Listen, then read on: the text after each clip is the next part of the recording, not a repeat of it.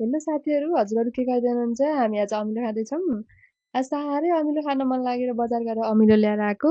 कति महँगो बाफ रे! यो काठमाडौँमा त एउटा दानाको 60 रुपियाँ रे। हाम्रो गाउँमा त एउटा दाना 10 रुपियाँमा पाइन्छ।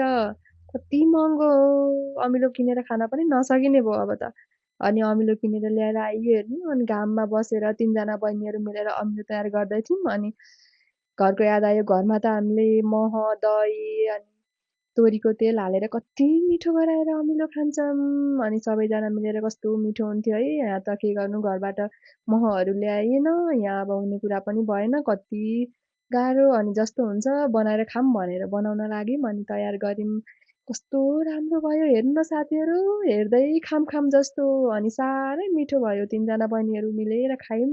कस्तो मिठो लाग्यो। यो गर्मीमा बसेर अमिलो खानुको मजा कस्तो बेग्लै हुँदो रहेछ साथीहरू।